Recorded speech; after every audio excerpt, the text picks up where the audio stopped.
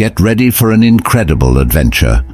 In this video, we show you 11 important things that you should delete from your life. We invite you to actively accompany us on this journey, share your thoughts on each topic we cover, and stay until the end of the video. A journey full of learning and growth awaits you. The next few moments are your opportunity to think deeply and better understand who you are. We believe that the lessons we will share with you will enlighten and transform your life. Let us begin. Lesson number 1: Dealing with people who hurt you. Get ready for an amazing adventure in this video. We'll show you 11 important things that you need to quietly banish from your life.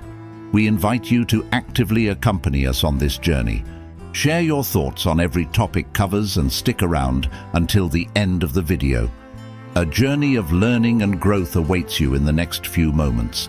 Is your opportunity to think deeply and better understand who you are and what we believe. The lessons we will share will enlighten and change your life. Let's get started. First point. When dealing with people who hurt you, there is no need to give explanations to those who cause you pain. There is no need to complain, argue, or deal with another person's bad attitude. If someone has made decisions that have disrespected and hurt you, even if it was someone you thought was a perfect friend, it is best to move on without looking for justifications. Stay calm and rational and focus on your own growth. There may come a time when this person needs you and seeks your support. At this point, simply saying no is enough. And if you need to explain your reasons, do so. If this person has shown no character and broken your trust, you have no obligation to help them. Therefore, there is no need to engage in conflict or fighting. It is best to quietly remove this person from your life, as time will show the consequences of their actions. Focus on taking care of yourself and let the future show what is best for both of you. When we allow ourselves to move forward without having to explain or justify our decisions, we show deep respect for ourselves and our limitations. It is important to remember that we are not obligated to work with people who harm us or do not value us. Each of us deserves to be treated with respect and valued for who we truly are. Therefore, when we choose to silently remove those who harm us from our lives, we are making a courageous choice for our emotional well-being and personal growth that sets us on the path to a more authentic and fulfilling life. Second point: unnecessary goals.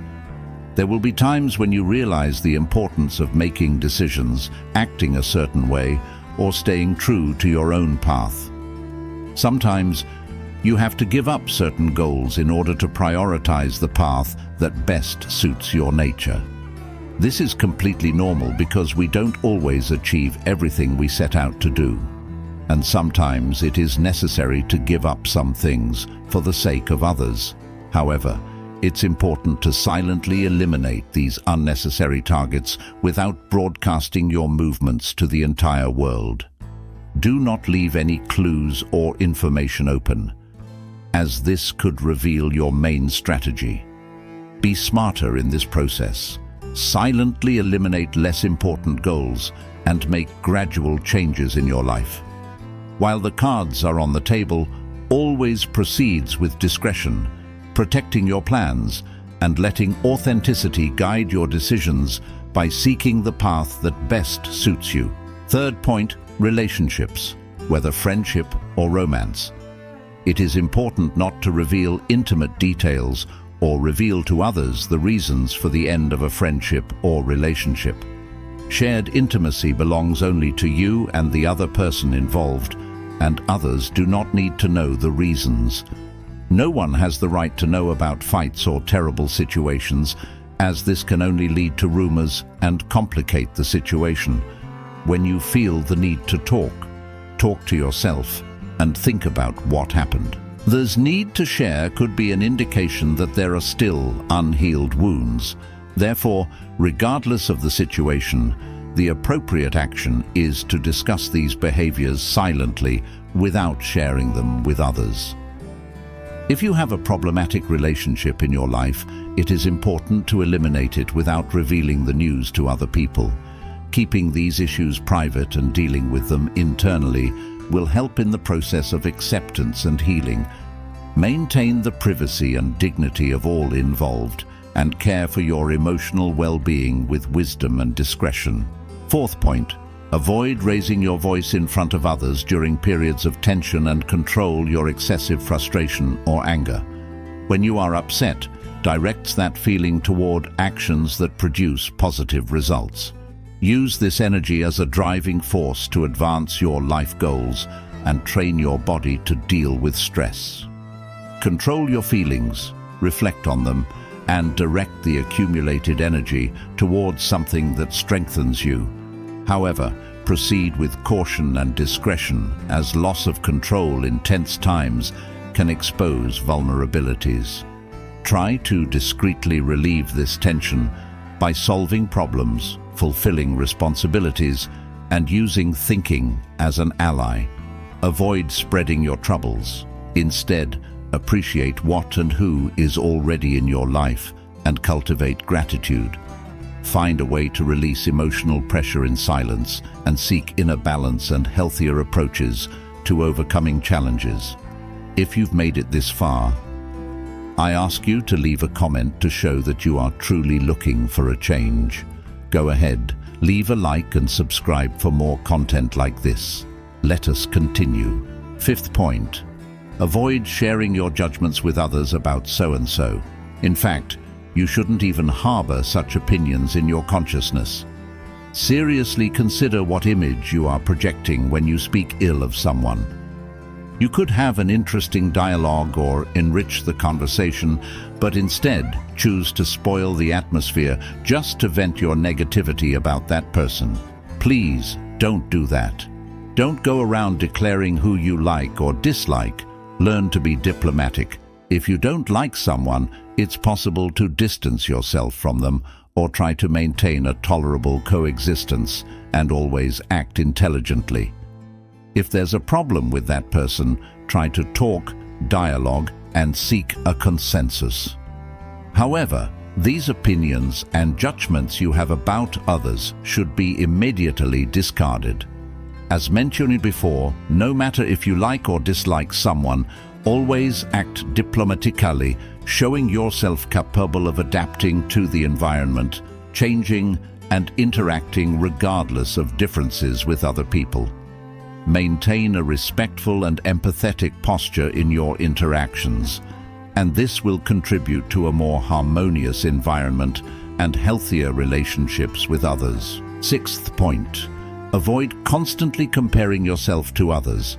Each person has their own path, achievements, and successes that should be valued without reference to others. The harmful habit of comparing our lives to others can negatively impact our emotional well-being and hinder our personal growth. Moreover, it lowers our self-esteem, as we risk falling into the trap of unfavorable comparison, focusing on what we think we lack instead of recognizing our own strengths and accomplishments.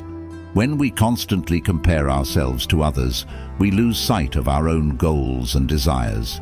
We get distracted from what truly matters and focus on what we think we should have or achieve based on others' standards. This prevents us from moving forward on our own journey and achieving our individual goals.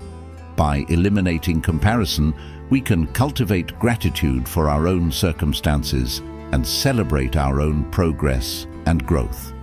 Remember that each person has their own unique way and individual circumstances, and comparing yourself to others is neither fair nor healthy. Each of us has different strengths, challenges, and life paths. Instead of comparing ourselves to others, it is more productive to focus on our own learning and personal development. Seventh point, conscious use of social media. Imagine for a moment that your life is a book filled with fascinating stories, learnings, and adventures. Now, think of social media as a library where millions of other stories are shared every second. Exciting, right? But here lies a subtle danger: constant comparison. As we flip through the glossy pages of these digital stories, we often find ourselves comparing our most challenging chapters with the highlight moments of others. This comparison, often unfair and unrealistic, can lead us into a cycle of dissatisfaction and envy. See how this can be harmful? With this in mind, it's essential to learn to limit our consumption of these digital stories. Imagine deciding to visit this digital library with a clear purpose. You enter, look for exactly what you need, whether it's connection, inspiration, or information, and then leave, returning to the reality of your own book, the book of your life. But how do you do this in practice? Start by defining specific times of the day to check your social media instead of getting lost in it at every moment. Be it during breakfast, a break at work, or at the end of the day. This helps create a structure that prevents social media from dominating your time and thoughts. Another effective strategy is to question the intention behind each online interaction. Ask yourself, am I seeking something constructive here, or just killing time? This reflection can help differentiate productive use from aimless, passive consumption. Moreover, it's crucial to recognize the signs that social media is negatively impacting your mood or self-esteem. If you find yourself feeling down after using these platforms, it might be time to take a break. Use this time to reconnect with activities that bring joy and satisfaction in the real world, like reading a book, engaging in a hobby, or simply enjoying nature. By adopting these practices, you not only protect your mental health, but also rediscover the beauty of your own story without the constant need for comparison with others' stories. Remember, each of us has a unique path to walk, filled with highs and lows, triumphs and challenges, and that's exactly what makes each story, including yours, so valuable and unique. And so, as we bid farewell to this topic, I invite you to reflect on how you can start writing the next chapter of your story today, with less influence from the digital world and more focus on what truly matters in your life. Let's embark on this journey of self-discovery and growth together. Take charge of your life with the wisdom of history's greatest philosophers. Stoicism in the 21st century is your guide to resilience, well-being, and prosperity. Turn challenges into triumphs, stress into strength, uncertainty into clarity. 8th point, the pursuit of external approval. We live in a world where often a person's worth seems to be tied to others' perceptions. But today, I invite you to explore the liberation that comes from breaking free from this incessant search for approval. Imagine yourself on a stage, under the spotlight. Around you, a crowd of expectant faces, each with an opinion on how you should act, speak, and be. Can you see how suffocating this can be? Now visualize yourself stepping off that stage and entering a peaceful and serene space, a place where the only opinion that truly matters is your own. This metaphor illustrates the importance of recognizing and valuing your own inner voice above the external noise. When we base our actions and decisions on the quest for approval, we drift away from who we truly are and what we genuinely desire. It's like constantly trying to wear an outfit that doesn't fit just to please others. Now think about the times when you felt most fulfilled and content. They were probably moments when you were aligned with your own values and beliefs, regardless of what others thought or expected. This is the essence of living authentically. But how can we practice this in our daily lives? It starts with small steps. For instance, the next time you're about to make a decision, ask yourself, am I doing this because I truly want to, or because it's what others expect of me? Learn to trust your intuition and recognize your own desires and needs. Another powerful practice is strengthening your self-esteem. Value your qualities, celebrate your achievements, and learn from your mistakes. Remember, self-acceptance is an ongoing process, and every small victory counts. And finally, cultivate relationships that support and encourage you to be your best self. Surround yourself with people who respect your individuality and encourage you to express your true essence. By freeing ourselves from the need for external approval, we open the doors to a more authentic and rewarding path. It's a path that allows us to be the true protagonists of our lives, writing our own stories with the ink of authenticity and courage. And with that, we conclude this second topic, hoping it serves as an invitation to reflect on how you can live a more authentic life, true to yourself, away from the shadows of others' approval. Ninth point, the way we handle our relationships, whether in friendship or love. Relationships are like mirrors, reflecting various facets of our lives, and they bring experiences that shape who we are. But there's a delicate line here, the line of privacy and discretion. Think of a relationship as a secret garden, a place where you nurture emotions, dreams, and special moments. This garden is sacred, a space that deserves respect and care. When a relationship ends, whether a friendship or a romance, it's natural to feel pain, confusion, and a need to process what happened. However, it's essential to remember that the details of this garden, this shared story, belong only to you and the other person involved.